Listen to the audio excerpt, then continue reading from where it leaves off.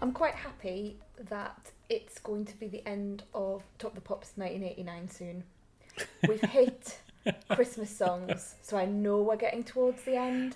I don't think 1989 has been a bumper year. But next we're in the 90s. Yes, that's we are. exciting, isn't it? And that's exciting as well. So there's like a dual thing, isn't it? Like we're going into 1990, which is, I reckon is going to be pretty good. But then we're actually in the decade of the 90s as well. Assuming they don't just start at 1980 again.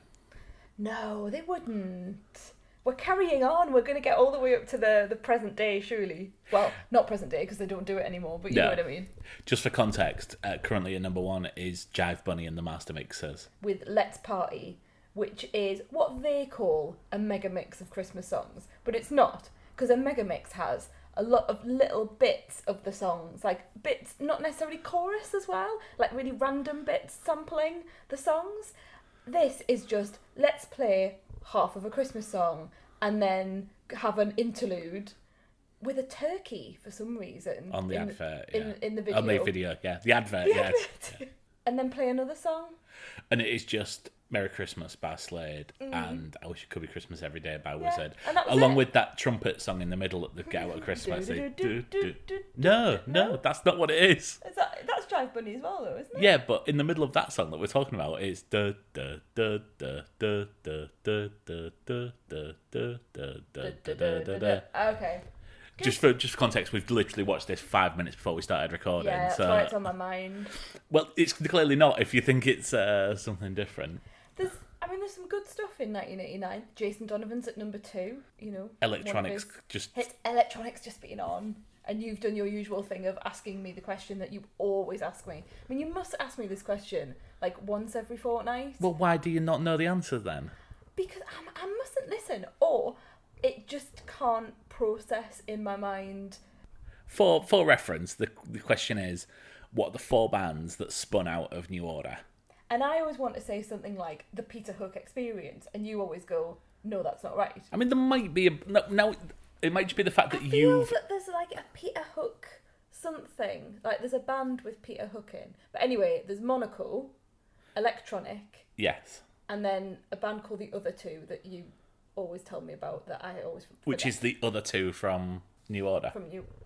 Any bands with No, Peter Hook? no Google. Really? Yeah. Oh, that's a shame. But yeah, I enjoyed Electronic on Top of the Pops 1989 tonight. Less so Wet, Wet, Wet. It was a bit boring, wasn't it? But, for comedy value, Van Morrison and Cliff Richard. With a song we had never heard of. Yeah. God Shines His Light? Something along those lines. Yeah. And Van Morrison looks on death's door. He looked very old and not well. And then, so I looked him up and he was 44 at the time. That was...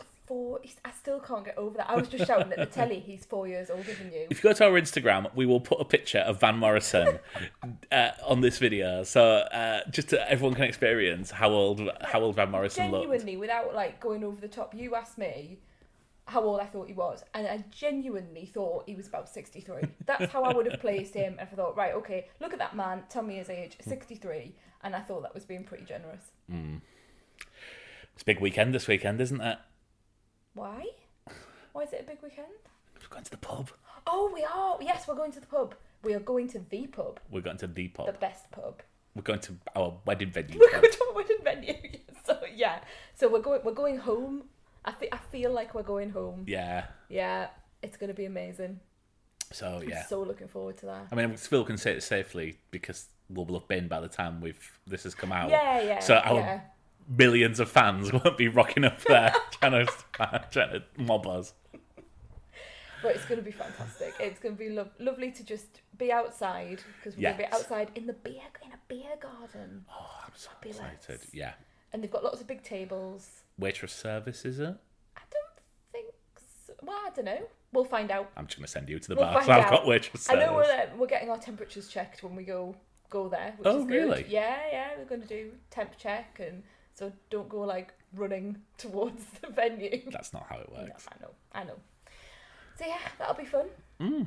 So we'll report back next week how drunk we get. See, this is the problem, right? when you're out with a baby, Yes. you just can't. You just can't. So No, one of us can't.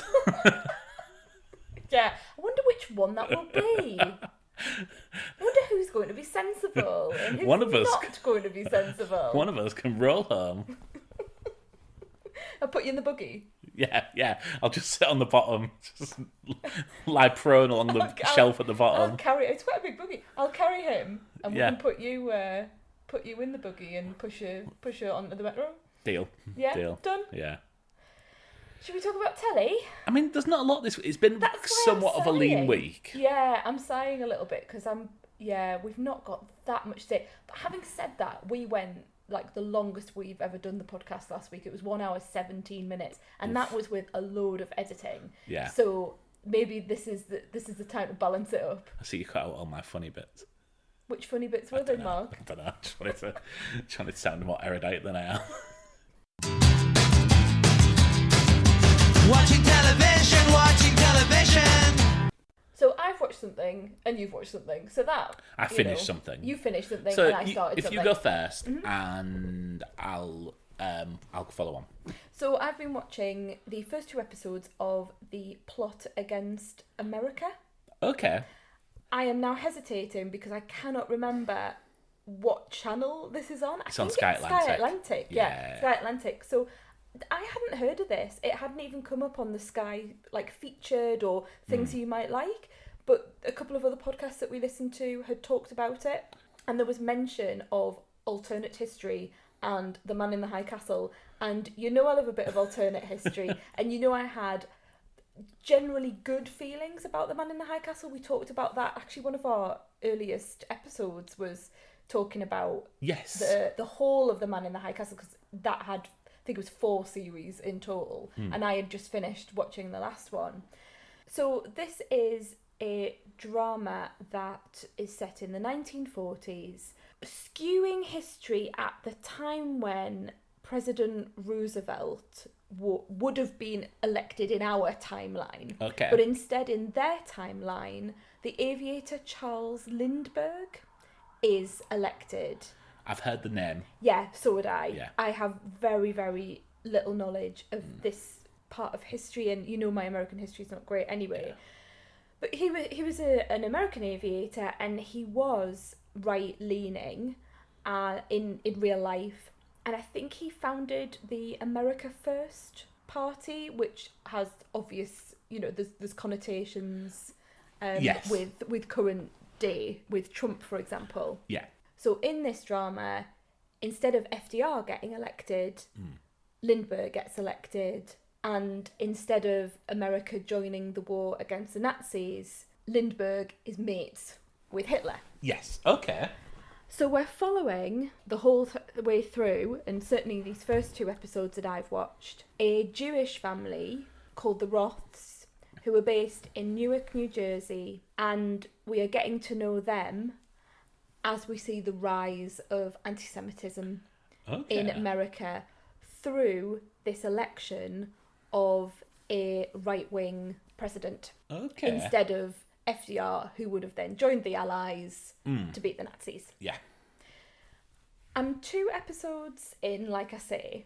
I'm finding it a hard watch. Do you remember when I talked about The Man in the High Castle, and I said what I really would have loved is if they left all the sci-fi to one side and they just concentrated on the drama? Yes. This is exactly what this is doing.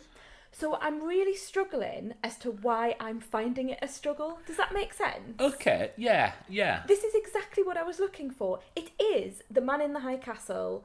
It's the premise of The Man in the High Castle without any of the sci-fi. It is absolutely, everything is played straight, factual.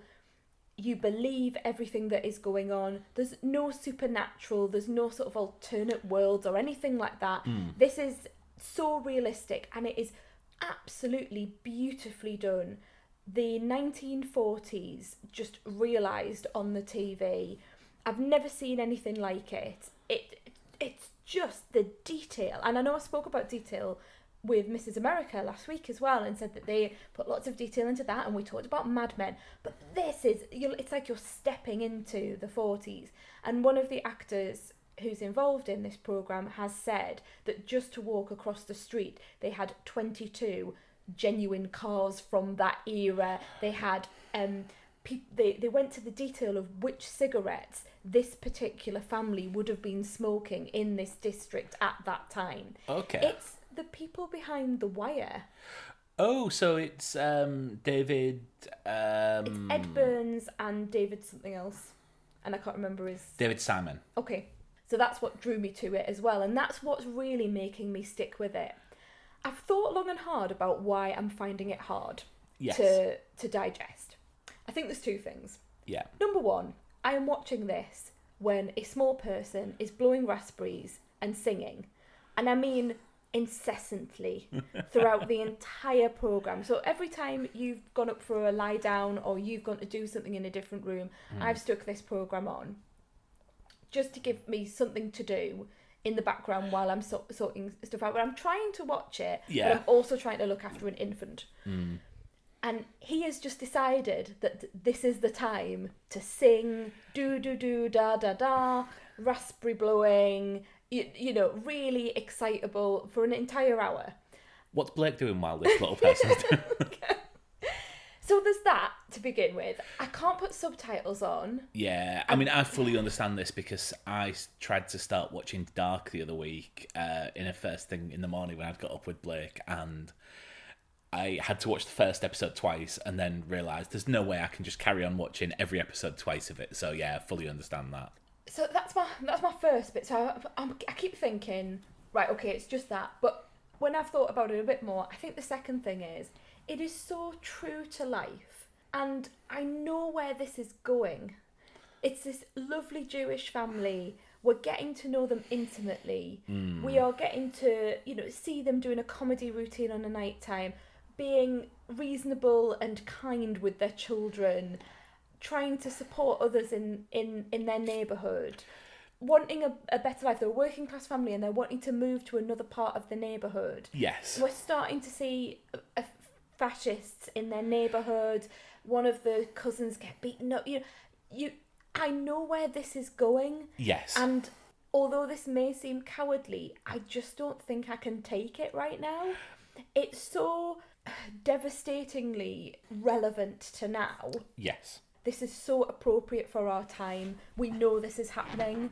We know we've got a president, a US president at the moment, that says that Mexicans are rapists. Yeah. Do you know what I mean? And that language comes out in this. Yes, it's set in the 40s, but they're talking about America first. They're saying, take back our country. They're talking about the Jewish race in inverted commas. You can draw the lines quite clearly. And I think that's what it is for me at the moment, that I don't think I can take much more of this. Okay. Because it's been a difficult time anyway. Yeah, I mean, politically, David socially. Simon's TV shows are notorious for this. I mean, I don't know if have you seen The Wire? No. I've not either. But yeah, it's and I know that he's just finished The Deuce, which was about the was that about the porn 1970s porn industry. Yeah. And he had Tremé as well, which was about the New Orleans during the hurricane, the storm. Yeah. I'm just looking at who's in this. Yeah. I'm like, this is a hell of a cast, isn't it? Yeah. So Winona Ryder, brilliant. She's really good. Zoe Kazan, who I love. Yeah, I can imagine you would. Yes. Yeah. Married to Paul Dano. Oh, because I know her from Ruby Sparks, which we wrote together. Mm-hmm. Oh, okay. Right, that makes a lot of sense. And I also know from The Big Sick. Yes. Morgan Spector, who was in Boardwalk Empire as Stephen Graham's brother, Al Capone's brother in it. Oh, and David Krumholtz. Oh, my favourite. Do you know who I'm talking about? No, I have no idea. Oh, yeah. Oh, he looks a bit like... He almost looks a bit Oscar Isaac-y there. Yeah, well, he's the geeky friend in 10 Things I Hate About You. Of course he is. Yeah, Of course he is. He's one of them people who's done so well for himself. Wow, he looks great. Yeah. Like, whoa. Yeah. I don't think you've seen 10 Things I Hate About You. I've seen enough of it. Yeah, sorry. Sorry for that. Every time it comes on, just watch 5 minutes of it. Yeah, cast is brilliant. It looks beautiful. Incredibly accurate portrayal of the 1940s. It looks like a whole load of heart and a whole load of money's been shoved into it. Yeah. But the premise itself and seeing the rise of fascism in America at this time, which I know will directly affect this lovely Jewish family and all of their friends and their neighbourhood, and I can just see where it's going. I just don't think I can deal with the heartbreak of watching what happens to them, because we know what happened to the Jewish people under the Nazi regime. We know about anti-Semitism now. Yeah. This hasn't gone away, and I just don't think I can take it. Okay, that's understandable. You might be able to come back to a different time. One where a small boy isn't singing through some really grim moments. Yeah. And two, just to give myself a bit more time to. This should be something that I should have just eaten up in a week, because Yes. it's all there for me to see. But I found myself wanting to go back to Mrs. America for the lightness of and I say that with a wry smile, for the lightness of the equal rights movement, compared to this. Okay. So yeah, maybe we'll revisit it in the future, because I know David Simon's obviously very well thought of from The Wire. So. And this is getting fantastic reviews. And one of the other podcasts that we listen to, the Pilot TV podcast, I think Boyd Hilton on that podcast was saying, get to episode, I think it was 6 or something he was saying.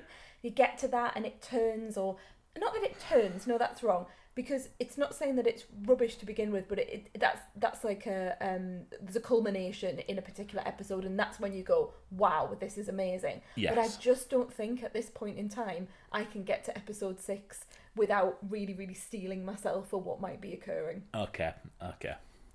So you finished. Oh, let me get this right. We got this wrong last time. Is it? We didn't. Okay. I May Destroy You? That's correct. Good. Yes. Phew. Right. Yeah, I finished. I May Destroy You finished this week on. It's been on BBC 2, I think, or maybe BBC 1 or 2. It's been on the iPlayer, and it's been on HBO in America. I think they're a bit behind on it. It's weird, isn't it, now that, because we don't watch things when they come out on TV. Yeah. I wouldn't have a clue whether it was on BBC 3, BBC 2, BBC 1. So yeah. So I feel the need to review this from 2 different angles, because every single review I'm reading is full of hyperbole for this, and I've heard things such as saying it's the new This Life. It is people saying it's one of the best TV shows ever, which is a very strong thing to say for something that at the time hadn't even finished. That's something you would say. Yeah, absolutely. But I'm not paid for this. We pay out to do this, so. And that builds up a lot of expectations. But then, I'm always quite wary when there is TV shows about writers, because I think journalists overmark them almost. It happened with, do you remember Nathan Barley? I know the name, I didn't see it. It was about someone who had a very trendy, over-the-top magazine that came out, and everyone who was in magazines wrote how great it was, and everyone else who watched it, just in the public, were like, yeah, I can't relate with this at all. Yeah. It's like if someone did something about... It's like a lot of solicitors, I imagine, rave about Suits, although that's a bit of a... Yeah, my students love Suits. Yeah, there we go. Even so, this is such a phenomenal piece of work that really deserves to be seen. I can fully understand why you didn't watch this. You watched the first episode and found it problematic. I think when we first reviewed it... I think problematic might not be... sorry, yeah, that's completely... the right word. Yeah. It's just that I found it a difficult watch because of the themes that were involved. Yeah, that's exactly right, thank you. I think when I reviewed it, I thought this was going to be some little, almost like a mystery of her trying to find out what happened that night. That is very much in the background for the entire series, and it's only sort of the last 2 episodes where we kind of return to that. It influences the things she does, it influences the person she becomes, but we get to deal with that rather than the actual what happened on this night. I think at the time we sort of shied away from spoiling it, but I think for the purpose of this, I'm going to say The first episode ends with her getting a flashback on a very heavy night out to a sexual assault. And it's just a very vivid but very short flashback, and that's all she can remember, but she has no memory of what's happened. And really that influences the entire series. This isn't told as a linear story, so it goes back to her childhood, it goes back to her school days, we spend a lot of time with the cast of characters around her. Her two best friends are brilliant, and I'm going to just look up what their names are. So Michaela Coel is obviously the writer, creator, did a lot of directing, I believe. I'm going to really butcher this pronunciation, but Waruchi up here is her best friend Terry, and Papa Esidu is her other best friend Kwame, who's a gay guy who is trying to sort of find himself on the scene. Terry is an aspiring actress who is trying to make a way in the industry. And then there is a wider circle of friends. There is a love interest in Italy who she met. In the first episode, we see them ending, but we have a flashback episodes where she goes back. She spends a lot of time with him. We see time at school. And this covers so many facets of life for youngsters. It covers dating apps. It obviously covers consent. It covers social media and people's reliance upon it. It as a white 40-year-old man, it's something that I don't have to have a lot of time, but it is such a view into this. There is a moment in the second to last episode where my jaw actually hit the floor. There is a reveal about a character which I did not see coming, and probably showed some of my ignorance about the subject of a certain subject of people at the minute, which I'm not going to say because I want people to have the same experience that I did. It is so well done. And then we got to the last episode. And the last episode, it somewhat leaves the format behind. The way the last episode works is 100% not for me. I think you caught the very end of this. I didn't know whether you were going to mention that, but yeah, I did, and I thought, ooh, I might like this because there seemed to be some kind of almost like supernatural element to it, or mystery element, or and then there was, you know what I'm like with because I love things to do with writing because that's what I do. So there's a scene of someone reading out an extract of their book, and I was having a little veil. One day that could be me. You know, that sort of like, what would I do if I win the lottery moment, where you say, yes, I could do that one day, but clearly it's never going to happen. So I was pulled in just for that. Yeah. It's a very, very brave piece of writing to finish the story in this non-linear fashion, and just it didn't work for me. Doesn't mean it doesn't work. Full stop. Fair play to her for having a go, because this is getting rave reviews, and one 40-year-old white guy in Newcastle is not necessarily going to break her. Not going to break her spirits. Not sure about that. The strongest episode for me was the first look at her school days. It goes into accusations of sexual assault, fake accusations of sexual assault, but it also delves into why that might happen from people, what drives people to make these accusations and things like that. And we see characters in different lights, and this is such well written program. I really recommend people watch it. It's 12 episodes. They are half an hour long each. I fired through because after we reviewed it, I sort of sat on it for a couple of weeks just trying to go through it. And then these reviews kept on coming back, and I've fired off the entire series in about the rest of the series in a week. It is so good and so strong. It deserves to be seen. I'm really tempted to go back and see Chewing Gum and Black Earth Rising now, because she will. I can see her star going the same way as Phoebe Waller-Bridge, and I know that you shouldn't compare them. I know that it's like problematic to compare the two British female writer actors, but yeah, she deserves to. Ending on a high then. Yeah. On the old TV. Absolutely, yeah. I'm really impressed with this show, as you can probably tell. Well, let's hope that more Liam Neeson carries on the fantasticness of your last review. Who knows what lies ahead of us for date night? I've found the DVD that we have, and just to let you know, we are watching the extended harder cut. You're not joking? No. I thought you were having a joke. Nope. Still only 90 minutes. The extended harder cut. Yeah, that's what it says on the DVD. Wow. I don't. It's one of them things where when DVDs, they Yeah. put 4 extra seconds or something in. But yeah. Well, I look forward to that. So Liam Neeson, Taken. Yeah, let's go. Let's do it. Dad! Oh, my darling. Happy birthday. Dad, guess what? You know my friend Amanda? Yep. Her cousins asked us to spend vacation with them in Paris. I really, really want to go.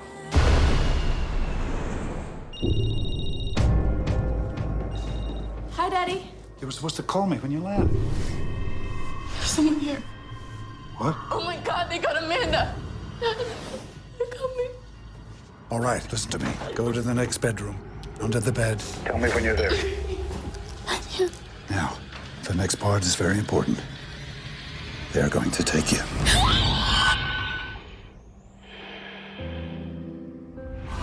I don't know who you are. I don't know what you want. If you're looking for ransom, I can tell you I don't have money. But what I do have are a very particular set of skills. Skills I've acquired over a very long career. Skills that make me a nightmare for people like you. Where are they? If you let my daughter go now, that'll be the end of it. You have a 96-hour What? to never finding her. No. But if you don't, I will look for you. Where is she? I will find you. I will kill you.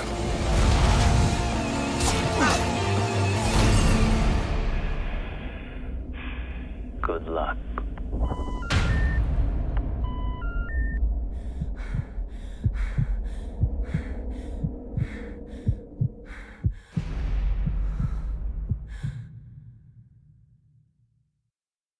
Good grief. That was a film. If my smartwatch was on, and it's not on at the moment, but if my smartwatch was on, telling me my heart rate, there are times where it says, calm down, Elaine, calm down. You've gone a bit fast there. That's what it would be saying now. It would be going, you're not exercising, Elaine. Why is your heart rate going so high? Are you having a heart attack? I can still feel my heart pounding in my chest. Because that is an adrenaline ride. Well, there we go. Wow. I feel I just needed a moment. I mean, I see this more as a parable Right. that nothing good can come from going to a U2 concert. I forgot about that. Oh, that bit where... So, they should we start off? Yeah. You're looking at me to say, let's go back a bit. Spoilers for... So we've just watched Taken. Yeah. The 2008 Liam Neeson action film where he takes it out on the whole of Europe, basically. Where his daughter gets kidnapped. Yes. And he will find them and he will kill them. Yes. You enjoyed this then? I enjoyed elements of it. I think it is a complete mishmash of a film. So there are so many different elements to this. There are comedic elements. There are laugh out loud moments. There are bits where I thought, oh, we're in a Pink Panther film.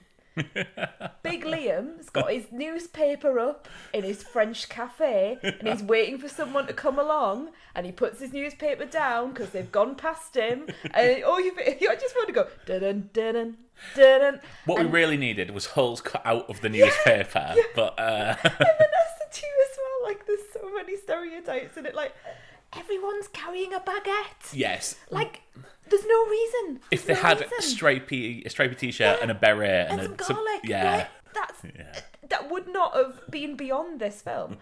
And then other part, I've got there are scenes that are really staying with me, and it's difficult to explain, but there are things that I can't get out of my head because they were so gruesome. It's really quite affecting. Okay, so I'll talk about the things which stayed with me, and I've seen this quite a few times because it's always on ITV2. It's that sort of film. I saw it when it came out, and then I've seen it plenty of times on like TV since. The things that stayed with me were kind of the auction scenes, because she's taken by a trafficking gang, and I think probably go back to something which shouldn't really be comparable to, but Save Me. Mm-hmm. The auction scenes there stayed in my mind, and obviously very different setting and everything like that. But these are, when you see the girls sort of wheeled out, and they really do stay with you. Yeah, for them. Yeah, and I didn't realise that the plot line involved the exploitation of women through sex trafficking. Yeah. I thought it was just a kidnapping, not just a kidnapping is not the right way of putting it, but I thought it was going to be your standard kidnapping for ransom. Yeah. Because when Xander Berkeley turns up as our stepdad buying her a pony. Yes. I did think, he's clearly got a lot of money. They're throwing this big party for her birthday. Big Liam's bought her a karaoke machine, a tiny little karaoke machine as well, like a proper late 90s karaoke. And stepdad Xander from 24 has bought her a pony. Then I thought, oh great, he's going to be involved in some sort of dirty dealings, and he's going to have to go to Big Liam. I've had this terrible, dodgy times, and now they've taken it out on my stepdaughter. Yeah. But that's not the way it went, so that was really a surprise to me.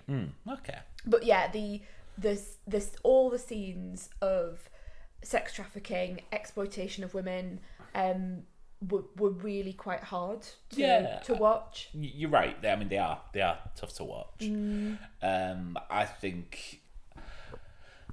I don't think there's anything sort of exploitative about it. I think it's obviously the whole entire film itself is a little bit kick punch, snap an arm thing, but I don't think they were necessarily. I think they were done. I suspect, obviously, we know that this is going on at parts of the world, absolutely, and I think it's made to look as grim as it probably is. I think that what I was pleased was that we weren't seeing multiple scenes of women being assaulted. Yeah, that I think really would have tipped it up. You can imagine what was happening. They made that very clear what was happening. They were drugging the I mean, I can't say women, they were young girls. Yeah. And some looked very, very young as well. And they were there. Some were being farmed out in almost like centres where people could go. Yeah. And then we later find out that there's another layer to the enterprise that reminded me very much of the Jeffrey Epstein. Of course, yeah. Sort of everything going around that with celebrities and people who have a large amount of money and power. I never even thought of that. That's obviously very much in the news at the minute. And when it moved to that setting where you could see that there was money and influence and power, and the person was not just a nameless Algerian. So the baddie moved from, quite tropey, nameless Algerian who doesn't really get much to say and then gets shot. Yeah. When they moved it to very well spoken, I think he was American. Yeah. Even though he had a French name. He had a French name, yeah. But he seemed to speak sort of in American accent at times.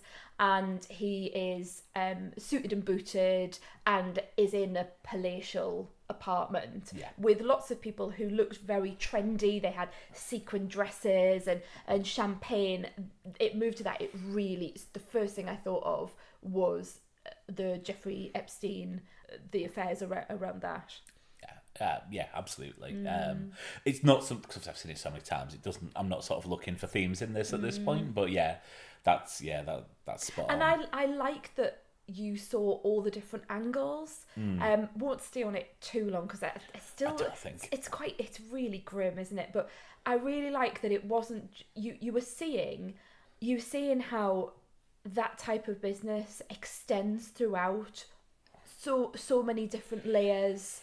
And it's not just that it's a gang of Albanian men running this. It's then that the police are actually taking a cut. Yeah. And it's then they're taking certain women to other people who have what seems to be legitimate business interests and a lot of money and power and look respectable on the surface, and yet they're taking the women and selling them to other people. So I actually quite like that it showed the cycle, and it seemed to be quite realistic in my view.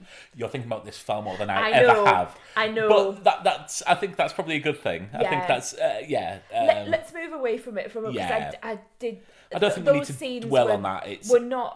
They were very affecting and very effective, but and I suppose the reason I'm talking about it so much is because that seemed to jar so much with large proportions of the rest of the film.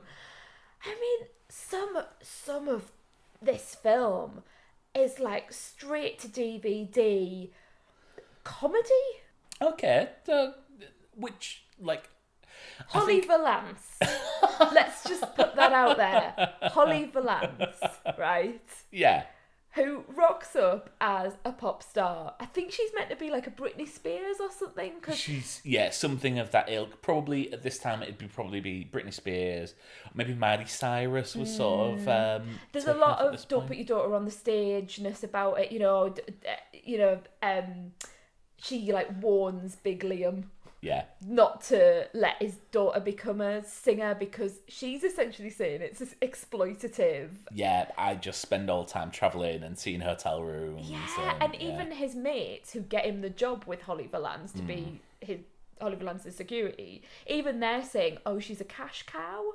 So there's that theme through it. I think there is a theme. Yeah, they are retired special forces agents who are just getting security gigs. Yeah. And this is the first point where Big Liam shows his martial arts skills. It's amazing. I remember seeing that for the first time and just my jaw dropping that the dad from Love Actually was doing that. I still don't really understand why anyone was trying to... because this guy had a knife and Big Liam steps in. Why was anyone trying to attack Holly Valance? There's no build-up to who this singer is or how much fame she has or that she has security issues. There is... I mean, they said that she's sold 25 million records. It was a throwaway line, though. You don't see any billboards of her. You don't see her on the TV. I don't think it's necessarily... I mean, this was made for a very low budget. It was 25 million. It starred people who weren't starring in films at the time. And it doesn't necessarily... Like you say, it is a bit straight to DVD at points. But I think it's an effective scene to introduce that he has a very certain set of skills where... Because it's just someone backstage just trying to attack her. That's all you need. You don't need a backstory of the attacker or anything like that. Well, it sort of came out of the blue a little bit for me. But I know it's a device to let us see Big Liam in it doing all of his bits and isn't he really good at getting rid of the knife and bundling a woman into a car and saving her? Yeah. He saves a lot of women in this. Yes, he's the greatest American hero. Yeah. What had Liam Neeson done before? Now I only think of him as this type of action hero. I know he's in one of your favourite films, not Excalibur. Is he? Yeah, I think that was one of his first roles because everyone's in that, like Patrick Stewart, and there's a load of sort of classical actors in that. So obviously his big films are Schindler's List. Of course, yeah, I forgot about that. So Darkman, have you ever seen that? No. That's a really good film. Rob Roy, Michael Collins, Phantom Menace. God, yeah. Why? It's almost like he's got two careers.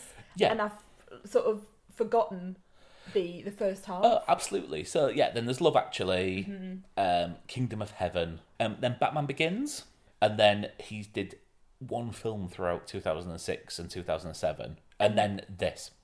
And I presume, did that coincide with the death of his wife? No, that was after. Okay. I've just looked that up. But this film 100% relaunched his career. Right, okay. He still had the second Chronicles of Narnia film, did a bit of voiceover work. But then since then, there's been Clash of the Titans, The A-Team. The Wolf one. Yeah, Wolf Puncher. Yeah. Unknown. And then the sequels, Taken 2, Taken 3. I was about to say, there's going to be sequels, isn't there? he has been in a fair amount. I feel quite protective towards Liam, even though I seem to have forgotten half of his career, because he had such a tragedy when his wife died. Yes. So early in such difficult circumstances. You just kind of feel quite protective towards him and thinking, well, you just want him to have fun and you want him to, go to work and enjoy himself. Well, yeah, I agree. Obviously, he had a bit of cancel culture last year. Oh, I forgot about that. Yeah, where he made some comments that...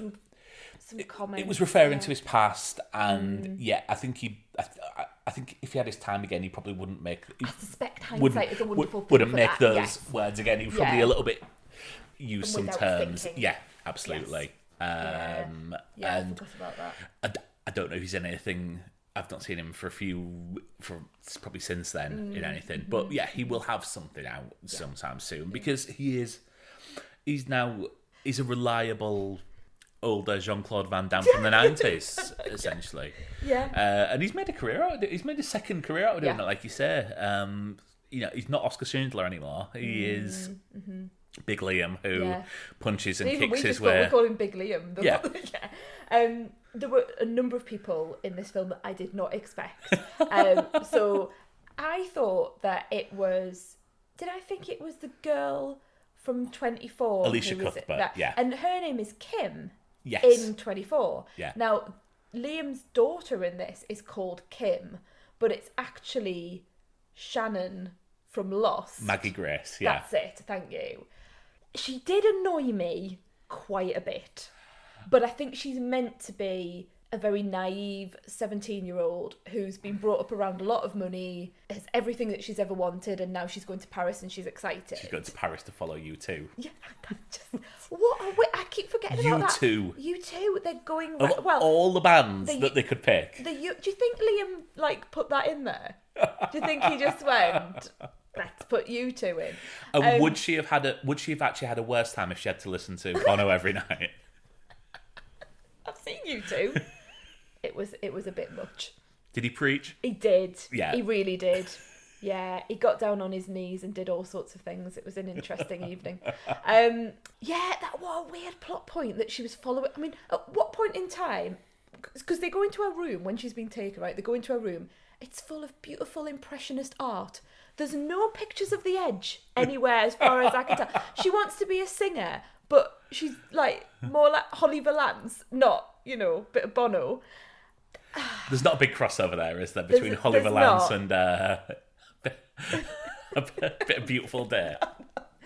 But yeah, she was fine. She was playing She's playing a young girl who comes from money. Yeah, a bit super sweet 16 party that was probably quite big on MTV at the time. And then who is the mother? Is Jean Grey? Famke Janssen. Famke Janssen, yeah. She's fine. It's a little bit overwrought. It's a little bit, I'm acting here, you're acting here. Absolutely. Our daughter has been taken. Yeah. Get her back.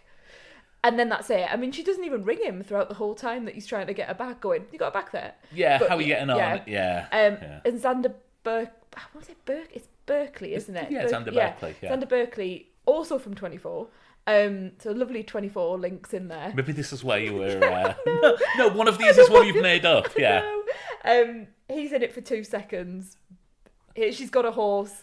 Oh, he comes in quite handy when Big Liam needs a plane. Yeah. What do I need? Get me a plane. Big Liam's looked up his business interests and know that he does dealings with a private jet. So yeah, he can get a flight an hour ago. And then my other favourite, and I don't know who plays him, but it's Jean-Claude, the French equivalent of Liam. Okay, yeah. Who is he? Can you look him up for me? So his name is Olivier Rabadouin. Okay. So do you want to know what you will have known him in? I will. Yeah, I will. When he first came out of, when Liam spots him from behind the newspaper, I thought he looked a bit like Kevin Spacey, and I thought, oh God, is Kevin Spacey in this? That'd be problematic, wouldn't it? But thankfully not. Where do I know him from? So he was in... I'm just going through his career now. He was in The Tunnel. Have you ever watched The Tunnel? It was the English version of The Bridge. No, I just watched The Bridge. Oh, you might know him from a tie into today's episode, Black Earth Rising. Oh, okay, right. He is the Brigadier General in that. Okay. Now, I only got part way through Black Earth Rising, so I can't remember if it being... It doesn't... Nothing rings a bell, but... Yeah. I thought he was a really interesting presence. Obviously, he's... Yeah, spoiler alert for this one. He's a double dealer. Yeah. he's taking money. But I thought he was really interesting how he was the equivalent of Liam. He'd also retired, in inverted commas. He takes money to support his family. I really liked him. I really liked how he was... You didn't quite know where you stood with him, but you needed to keep an eye on him. You actually screamed out loud when Big Liam shot his wife. I was just about to say that. It's so unnecessary. So unnecessary. Like, I know he's got, it's only a flesh wound. He shoots her in the... I mean, what has she done? And maybe that's where I kind of think, well, the violence against women in this film... It seems to enjoy itself a little bit at moments like that. Okay. I thought that was really quite excessive. He could have shot him. He's the one that's doing the wrong thing. The wife isn't doing anything. Yeah, but he needs him to help him.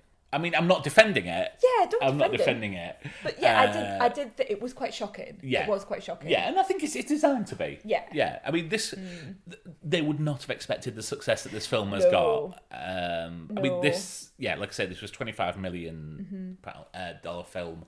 It made $225 million worldwide. So they took it to the bank. And by that, I mean literally taking it to the bank in big sacks with dollar signs on it. Wow. Yeah. There is one thing that I thought was an interesting theme that we see a lot in horror films. So Kim, her name is Kim, isn't it? I'm not making that up because I'm thinking about 24. It's Kim in this. Kim, okay. So Kim is travelling with her friend. Is it Amanda that she's travelling with? Yes. And Amanda is blonde and Kim is brunette, and they're picked up at the airport as two girls who could be kidnapped and then trafficked. Yeah. There's a scene after they arrive in Paris that's quite pointed, where Amanda is talking about how she wants to sleep with the French guy that they've just met at the airport, who actually turns out to be part of this trafficking gang. Yeah. So she's talking about that, and she very pointedly raises the issue that Kim is a virgin and that she could find someone to sleep with in France. So you're getting... Straight away, Amanda is, in inverted commas, a good time girl. Yeah. And, she's going to sleep with the French people. She's so 19. She's 19, a couple of years older. She's marked as more knowing, and then we're marking also Kim as very young, very nice. She's wearing a little hairband, and she hasn't slept with anyone, and she doesn't want to sleep with anyone. And she's sort of chastising her friend. So straight away, we've got the horror trope of the virgin and, in inverted commas, the good time girl, and we know who isn't going to survive, don't we? Absolutely. And that's exactly played out in this film. Because, later on, in a really, really gruesome scene, when I was talking about gruesome scenes before, I found this really quite affecting. Big Liam walks into, I don't know, I'm going Big Liam in these sort of moments. But, really annoying if I was listening to anyone else on the podcast. I know, but so Kim's dad walks into, he's going to loads of different places, isn't he? And he's looking for these girls, and he goes into a particular room, and he sees Amanda on this bed. She's chained to the bed. She's dead. Yes. It looks like she's vomited. There are track marks in her arm. There's a needle on the floor. And it's the way she's positioned on the bed. Her legs are all askew, and her clothes are all... And she's eyes open, staring into the distance with the vomit coming out of her mouth. And they linger on that for quite a while. After the eyes being open and the way she's positioned on the bed, and they come back to it, and he's looking at her, and it just ticks the horror boxes, which now are played on in things like Scream and other horror films that satirise the stereotypes and the tropes. Yeah, but obviously this is post Scream, so yeah. I know. So, but I did think that was an interesting point, that Kim doesn't ever seem to have been given drugs, or if she's been given some alcohol, but you don't see any track marks. I don't think they show them. I think when she is brought out on stage, it is meant to show that she is drugged up to some point. Right, okay, but I don't think the previous examples are of women who are chained, who have been given what are presumed to be heroin. Yeah. I don't think that's what's happened with Kim, and there's no suggestion. In fact, they move away from that. They explicitly say that she is, in inverted commas, pure. Pure, yeah. So we know that she has not had any kind of sexual assault. Yeah. And I just thought that was interesting that they played out that routine in this type of film. I would have loved it if they had saved Amanda as well. Why did it, or why is Kim... It's just a device, isn't it, for Kim to be fine at the end. And she is fine at the end. She comes off that plane. Yeah. It's like she comes running towards her mum, and it's like maybe she was in a minor car accident. Do you know what I mean? Maybe she got her wallet stolen, and her dad came and gave her some traveller's checks. And then she goes to meet Holly Valance at the end, and there's no suggestion at any point that she's traumatised by this event, which she clearly would have been, nor has she even spoken about her dead friend, nor do they even mention, I would have liked a scene at the end where they actually go and see Amanda's parents, or there's some sort of resolution there, but oh no, she's dead, it's fine. Mean, that would be somewhat of a jarring thing, wouldn't it, when they come back and but it is jarring. have to go back and I'm very sorry. That's not what I mean. It's such a, at the beginning, happy, I've got a pony. Do you want her parents to be at the airport, waiting for her, and then get the news or something like that? I just don't want Kim running towards her mum and stepdad as if nothing's... I think a little bit more, almost like respect for what happens in real life, that she is lucky to have been saved from this fate. So again, I'll say it. This was made as a B movie. It is edited down to 90 minutes so that it can be shown multiple times in theatres. So that may have been in the script, and it would probably have been removed just so that it's for pacing. You're looking at me. I know it's not a documentary. Yes. I know it's not a documentary. I know it's almost like a... You appear to be thinking of the Cracker. Yeah. Or, yeah. And I realise it's almost like on the old style exploitation movies, but... But that's exactly what it is. That is exactly what this was meant to be. Yeah, I know. And I know you think I'm over-analysing this. It's just that's what's staying with me. If you're asking my honest opinion, that is what's staying with me. So there's part of me that really wants to make this film a drinking game, and there's part of me that knows that would be completely inappropriate. So that's why I'm finding it hard to balance this film. But it's hilarious in parts, and it's hideous in others. I think there is a role for exploitation films in cinema. I think it's something that we're sadly losing, and that might be something that we see with these streaming services, because it's so much to get a film on screen now. And I'm just thinking about I was about to say Chris Hemsworth film. It wasn't Chris Hemsworth. Yeah. Who did we watch? Yeah, it was Chris Hemsworth. Oh, was it Chris Hemsworth? Yes. Oh, good. Extraction. I must be more tired than I think. Extraction. Yeah. I was thinking about that when you said that Netflix put on Extraction, and that was very much a kidnapping. Yeah. And going to find them and that sort of style. A lot of filmmakers that we now know and respect made their name in exploitation film. Okay. And I think that is kind of something that's missing now.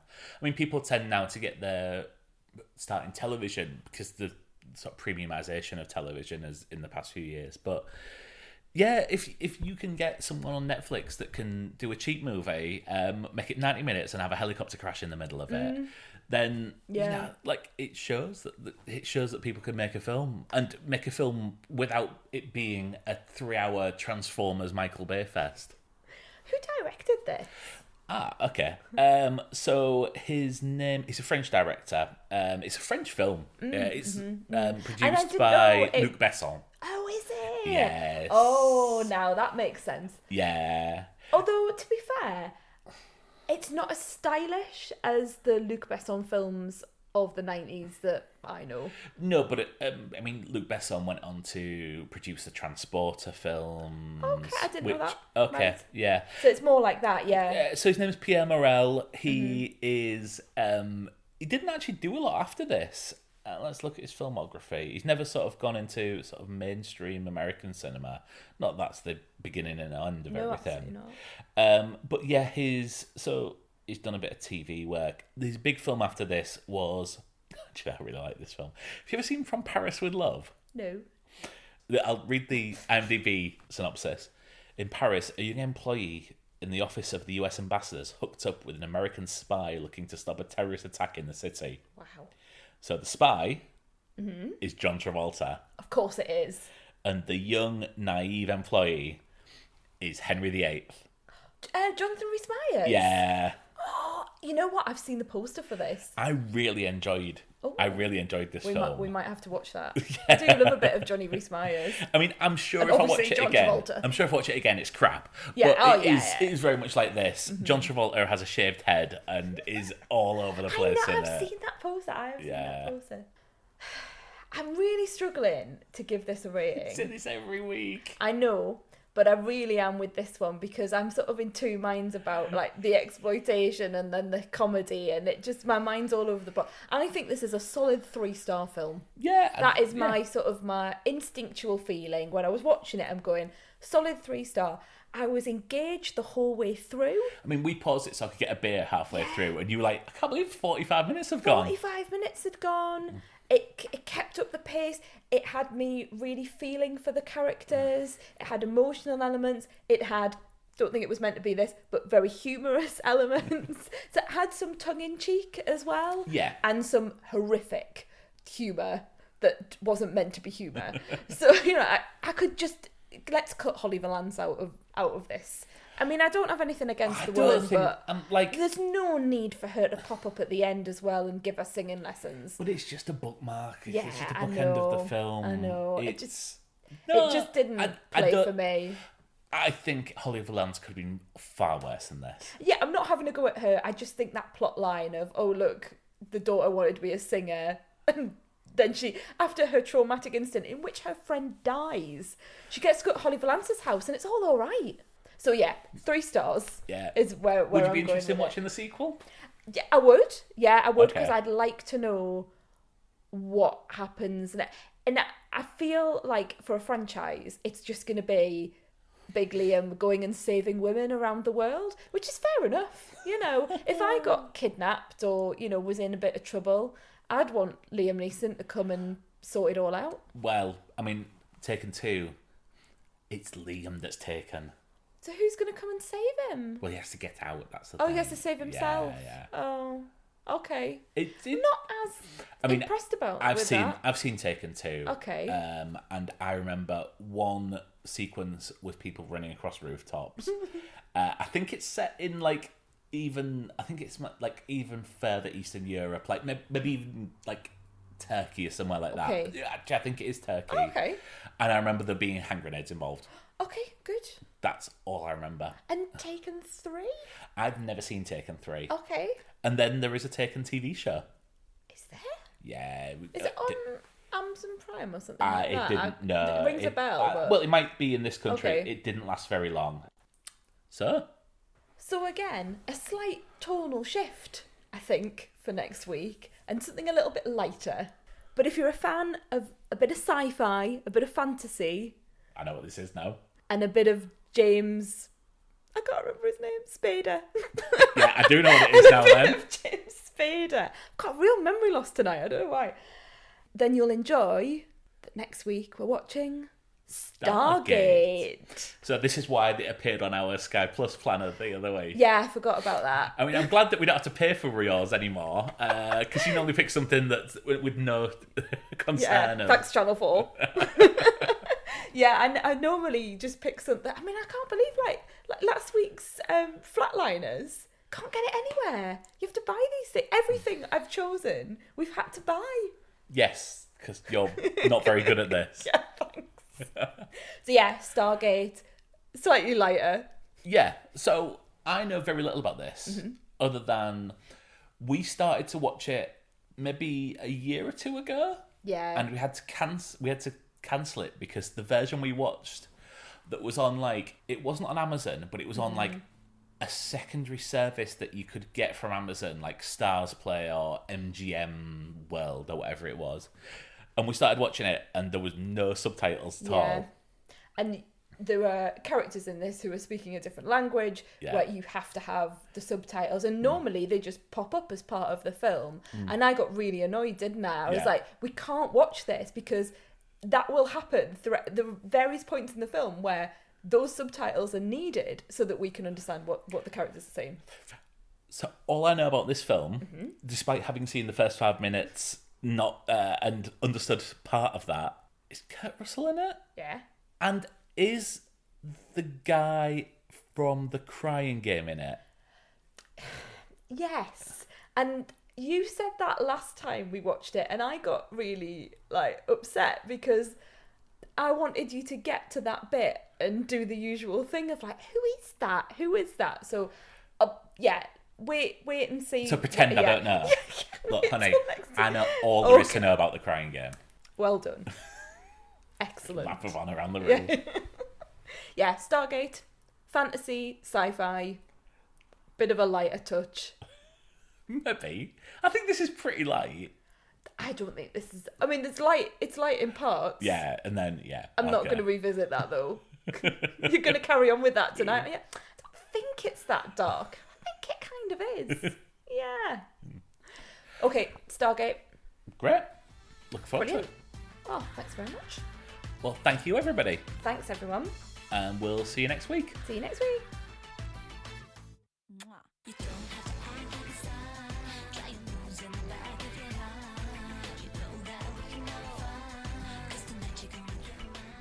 Before you go, just a reminder that you can subscribe to the Honeymoon Period podcast on Apple Podcasts, Google Podcasts, Spotify, or anywhere else you get your podcasts. You can join in the conversation on Facebook, Twitter, and Instagram. Just search for The Honeymoon Pod. Finally, if you like this episode and you think someone else would too, please share it. See you next time.